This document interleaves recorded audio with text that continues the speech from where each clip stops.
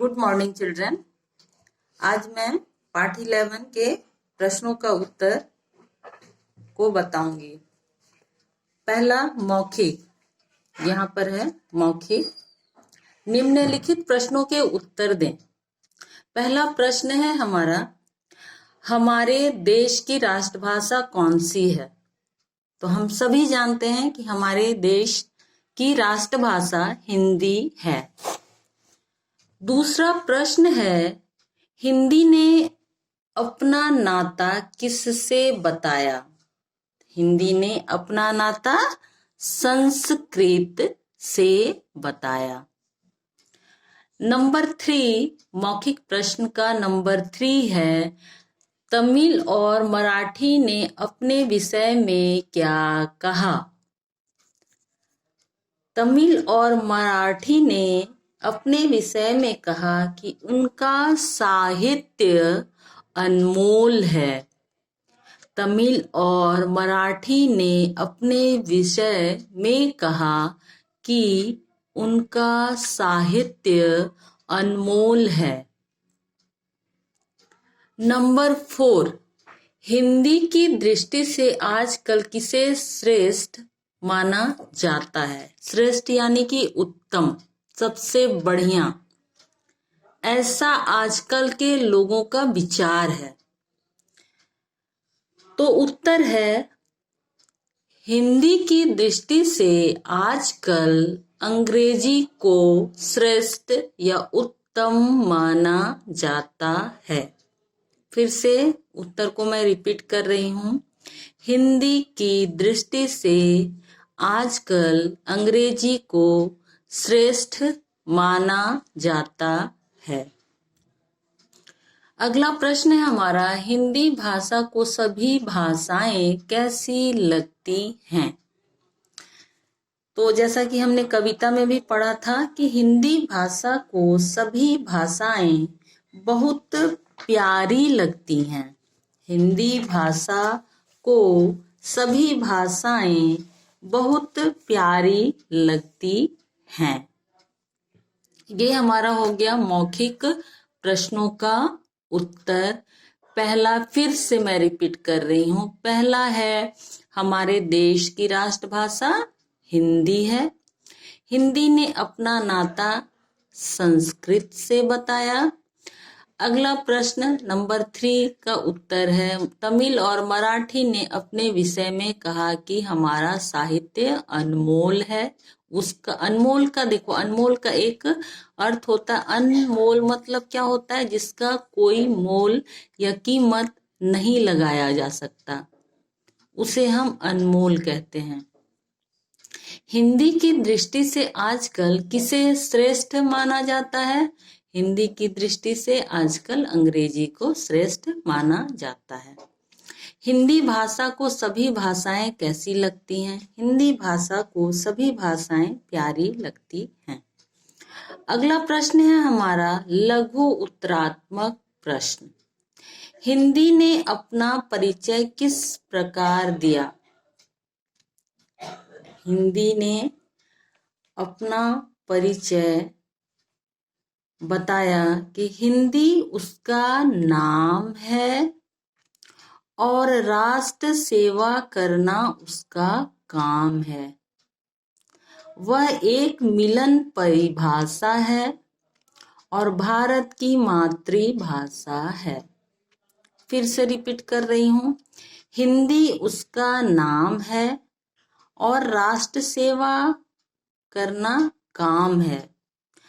वह एक मिलन परिभाषा है और भारत की मातृभाषा है।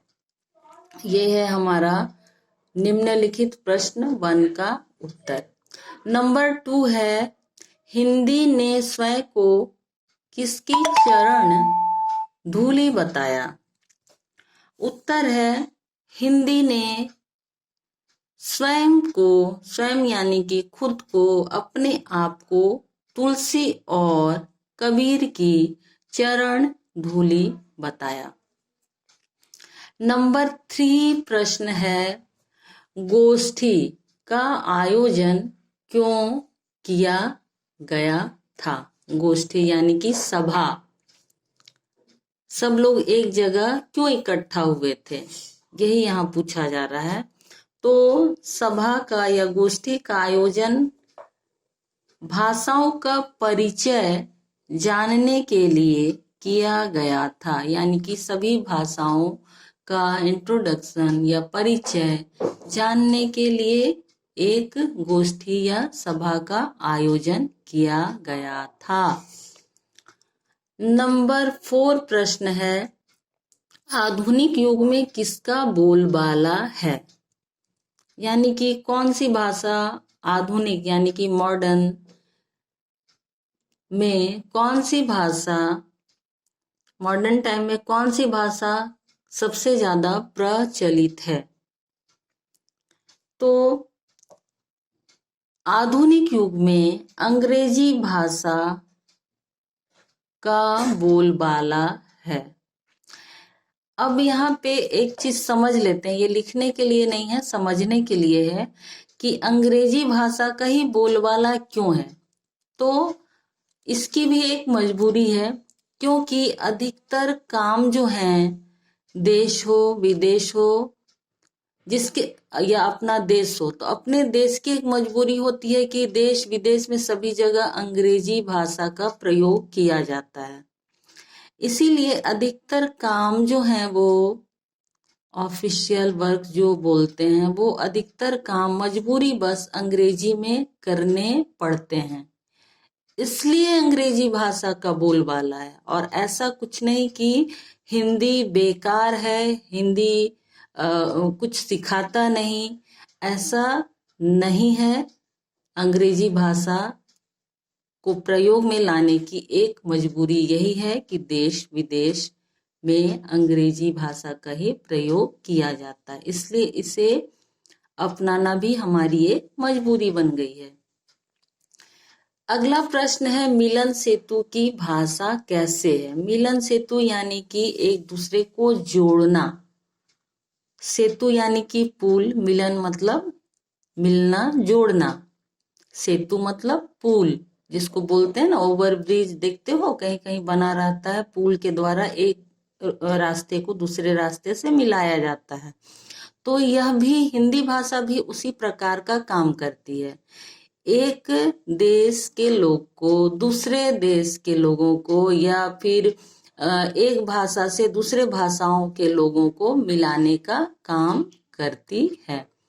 अब उत्तर लिखोगे कि देश के विभिन्न प्रदेशों में रहने वाले लोगों का हिंदी भाषा समझना और हिंदी में आपस में बातें करने के कारण ही हिंदी जो है मिलन सेतु की भाषा है। आज मैं यहीं समाप्त करती हूँ, लिखित प्रश्नों के उत्तर तक ही समाप्त करती हूँ। अगले वीडियो में मैं दीर्घ उत्तरात्मक प्रश्नों को समझाऊंगी, बताऊंगी। धन्यवाद।